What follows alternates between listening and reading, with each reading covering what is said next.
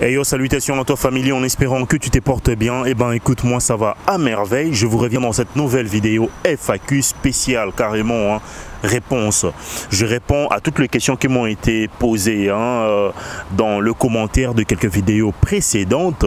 Sans plus tarder, nous passons à la première question. Si ce n'est qu'une préoccupation, soit une subjection, je n'ai pas sélectionné. J'ai englobé toutes les questions qui m'ont été posées pour vous le balancer tout simplement. Donc voilà, nous passons par la première question sans plus tarder. Donc voilà. Bonjour frère, la question nous vient de La Victoire et là avec Jésus-Christ. Bonjour frère, moi j'ai conseillé à nos frères et sœurs qui viennent là-bas de faire l'infirmier, ok, et la médecine et venir ici en Scandinavie. Eh ben, écoute, La Victoire qui est en Jésus-Christ, je pense que ce sera aux personnes qui nécessairement liront, on va dire, ton message, ton commentaire, qui pourront nécessairement s'y intéresser. Bon, après, qu'est-ce qu'il a d'aussi différent qu'elle a réussi ces parallélismes-là? Il faut arriver à l'établir, on va dire, pour inciter certaines personnes à converger vers la Scandinavie. Donc voilà, je pense que si tu passeras par là, merci à toi de répondre en commentaire également, de réagir et de nous apporter plus simple, on va dire, détails concernant le pays dans lequel tu es. Donc voilà. Et ben la question, ça nous vient de Aimé Junior Guret. Donc voilà, bonjour Evie, une personne qui vivrait à Moscou, ce sont les mêmes réalités parce que j'ai voulu engager ma procédure pour cette année, mais je préfère attendre l'an prochain et j'aimerais savoir si Moscou également, le job étudiant sont aussi saturés, merci, soit saturé, je ne sais pas trop. Bon ben concernant le petit job, concernant la ville de Moscou, le petit job qu'il y a, je dirais plutôt que la réalité plutôt sont uniformes un peu partout. D'ailleurs, j'ai répondu à presque toutes les questions auxquelles j'apporte encore de réponses dans cette vidéo. J'ai déjà répondu en commentaire, mais je me suis dit pourquoi ne pas faire une FAQ pour inciter également d'autres personnes à poser leurs questions. Et moi, je suis là pour répondre à l'ensemble, on va dire, de questions qui me sont posées automatiquement. Donc, voilà. En fait, en concernant le réalité, sachez que la Russie est une. Donc, les réalités sont un tout petit peu partout, égales carrément. Sur toute l'étendue de la Russie sont égales. Après, quand je parlais du chantier, je parlais de ce qui se passe, on va dire, dans un chantier, que ce soit à Kazan, à Moscou, à Saint-Péter, un peu partout. Mais il y a également d'autres jobs en dehors du chantier. Il y a la distribution de tracts en cours de route, c'est-à-dire de publicité. Il y a la langue, l'apprentissage de la langue. Si vous maîtrisez l'anglais, le français, vous pouvez vous improviser comme étant professeur pour essayer de dispenser ces cours-là. En contrepartie, vous aurez quelque chose. Donc voilà, ou soit la tresse, ou soit la danse, ou soit l'animation. Cela dépendra que de vous. Mais sinon, les réalités sont une carrément. Quand je parle de la Russie en général, je n'exclus aucune ville. Donc voilà, nous passons à la prochaine question de Jaco Randy. Randy, je pense, ouais, c'est ça. Voilà. Salutations frère, je m'appelle J. Randy. Enchanté J. Randy, je suis en RDC, je vais venir me chercher là-bas, ok, par rapport à ma situation, pour ressembler un peu, pour rassembler, ok, rassembler c'est écrit ici, là, pour rassembler un peu l'argent, pour aller voir ailleurs, dans un autre pays comme la France ou la Suisse. Est-ce possible avec ce genre de boulot ou d'autres? S'il vous plaît, répondez-moi. J'aime ta franchise, merci. Donc voilà, concernant ta question frère, sache que c'est possible de venir se chercher ici là. Tous ceux-là qui sont venus se chercher ont calé ici là. Moi je conseille toujours aux personnes qui aimeraient bien venir se chercher normalement, elles doivent être assez sages et intelligentes et savoir ce qu'elles veulent réellement. Parce qu'il y a 1001 réalités d'ici là que moi personnellement je ne saurais pas condenser en une seule même vidéo, puisqu'il y a tellement de réalités qui vivent différentes personnes, celles que moi je maîtrise sont pas simplement miennes, on va dire. L'ensemble de ce que moi je dis à chaque fois sont un tout petit peu de bout, de séquelles, soit de parcelles de réalité que certains d'entre nous ont vécu ou vivent jusqu'au jour d'aujourd'hui. Mais à savoir que les réalités sont un tout petit peu pareilles. Concernant la manière dont tu vas employer ici, là, soit pour t'en sortir, soit pour te trouver des jobs, sache que c'est un peu la même manière que tout le monde a ici, là, pour pouvoir s'en sortir. Déjà, avoir un boulot légal, ça te permet de mieux t'en sortir, on va dire un tout petit peu comme un Russe, en fait. Pourquoi? Parce que peu importe soit la période, que ce soit en hiver, que ce soit en été, tu n'auras pas de difficultés pour pouvoir t'en sortir. Mais sinon, si tu te concentres sur le chantier, sur des jobs simplement d'été, ce sera assez difficile. Déjà, quitter ici, là, pour un autre pays, sachez que c'est aussi possible dès lors qu'on a des connaissances en dehors de la Russie, bien évidemment.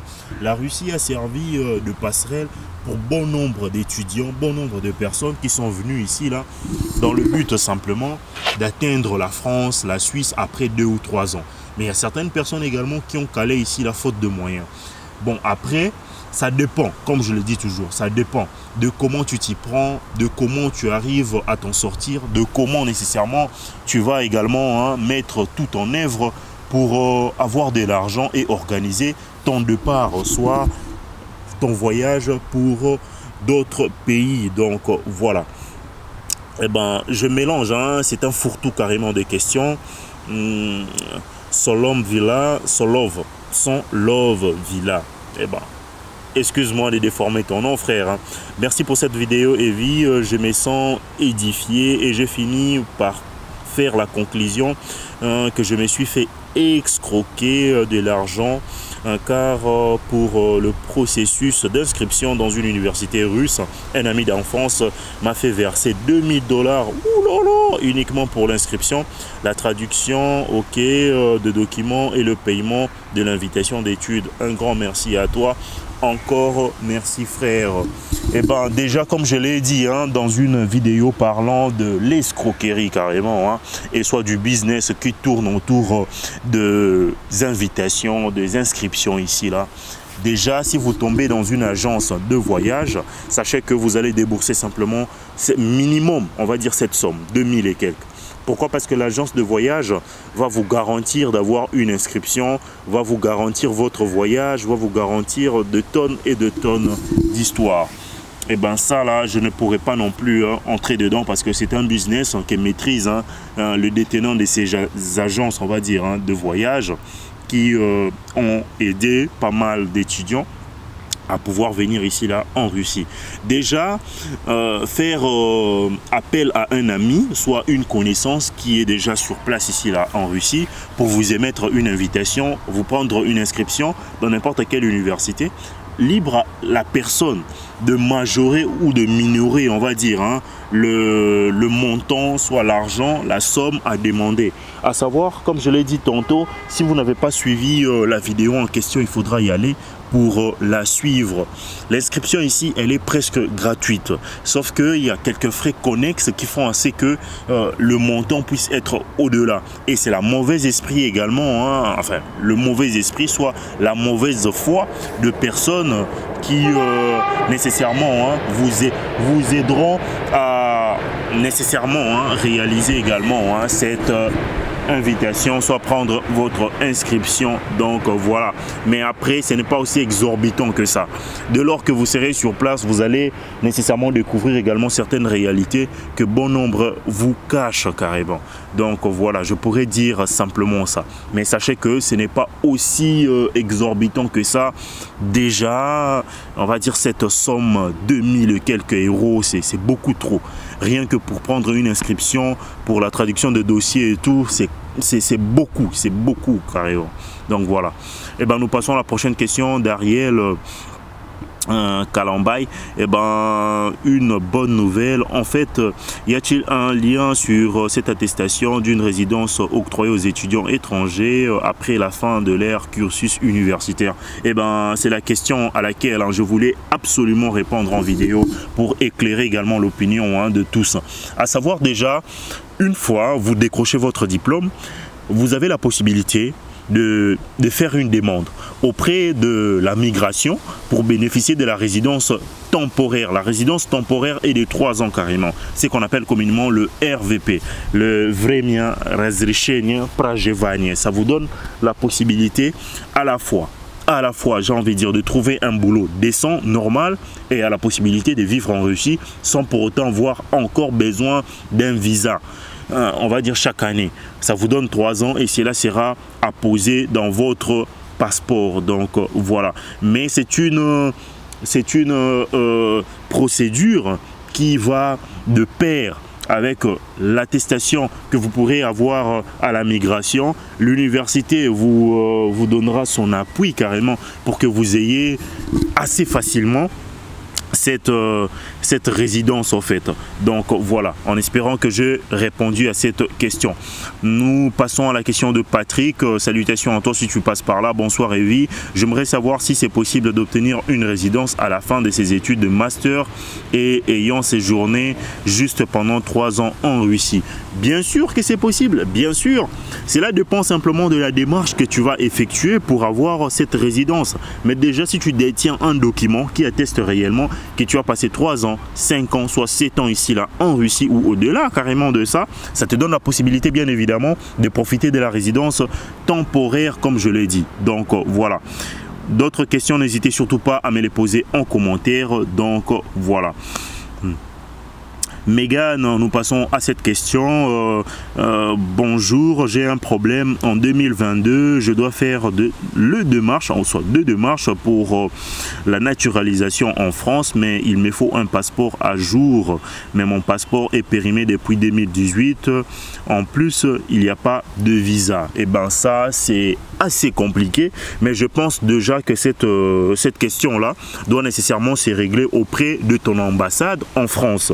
Tu dois te rendre à l'ambassade de ton pays carrément, du Cameroun, comme tu l'as dit, enfin je pense, soit du Cameroun, peu importe soit ta nationalité, du Cameroun, du Congo, du Sénégal, tu te rends d'abord à l'ambassade de ton pays carrément en France. C'est en ces moments-là que tu auras toutes les réponses concernant le démarche du nouveau passeport, soit le renouvellement de ton nouveau passeport. Ce n'est pas aussi grave que ça. Pourquoi? Parce que l'ambassade, c'est un organe, on va dire, qui permet, un organe représentatif bien sûr d'un pays, qui permet à ses ressortissants de régler n'importe quel problème. Et je doute fort qu'on te posera de problèmes par rapport à ça. L'important est que tu aies une résidence, on va dire, en France normale, légale.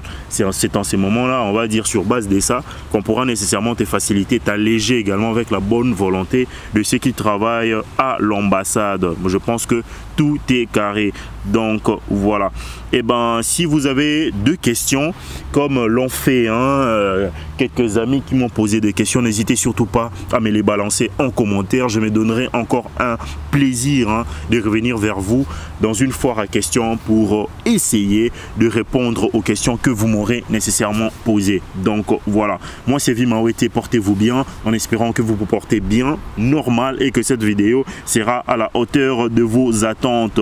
N'hésitez surtout pas à faire comme les autres, posez-moi vos questions, je vous reviendrai pour des réponses beaucoup plus éclairées. Donc voilà, je vous laisse avec la bonne humeur, avec la bonne des ondes positives. On se retrouve très prochainement. Ciao.